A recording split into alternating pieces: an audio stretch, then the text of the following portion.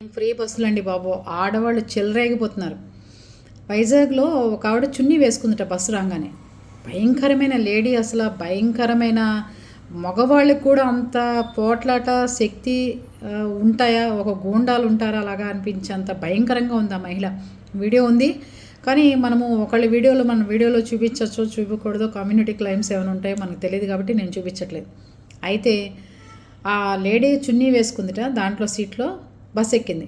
ఎక్కేసరికి వెనక సీట్లో ఒక భార్యాభర్త కూర్చుని ఉన్నారు ఆల్రెడీ. నేను చున్నీ వేసుకున్న ప్లేస్లో మీరు కూర్చుంటారా, లేవండి అంటే నేను లేవనంది కూర్చున్న ఆవిడ. అంతే, వెళ్ళిపోయి ఇంత లావునున్న మనిషి ఆవిడ ఒళ్ళో కూర్చుంది. పక్కనున్న హస్బెండ్ నుండి, అంత ఉన్నావమ్మా నువ్వు, నా మావిడ ఒళ్ళో కూర్చుంటే ఎక్కడ ఇది అవుతుంది, నువ్వు వెళ్ళి వేరే సీట్ ఎత్తుక్కోవాలంటే ఏంట్రా నువ్వు మాట్లాడే అంతటి వాడువా, నువ్వు ఎవడరా అసలు అని చెప్పి, లావొత్తులేనా మా ఒత్తులేనా, ఆ అబ్బాయి అమ్మాలనేనా నాయనలేనా, ఒక్క బూతు కాదు అసలు. ఆడవాళ్ళు ఎవ్వరు ప్రపంచంలో బూతులు మాట్లాడింది ఆయన. అక్కడితో వదిలిపెట్టకుండా అతను వాళ్ళ అమ్మను కూడా అనేసరికి ఆయన చాలా ఫీల్ అయ్యి, ఏం మాట్లాడుతున్నావు, నోరు అదుపులో పెట్టుకోండి, ఆగరా, మా ఆయన ఉంటే నీ సంగతి తేల్చేవాడు, నీకు అదిరా నీకు ఇదిరా.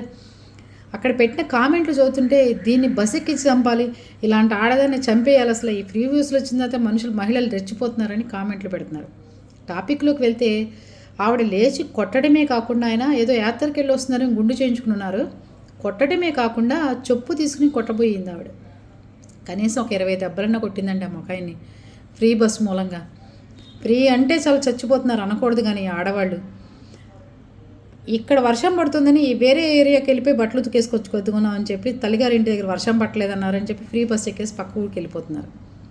ఆలోచించండి, ఆ ఫ్రీ బస్ కూడా మన డబ్బులతోనే నడుస్తున్నాయి, మనం పెట్టుకునే డబ్బుల వల్ల అవుతున్నాయని మీరు ఆలోచించుకోవాలి.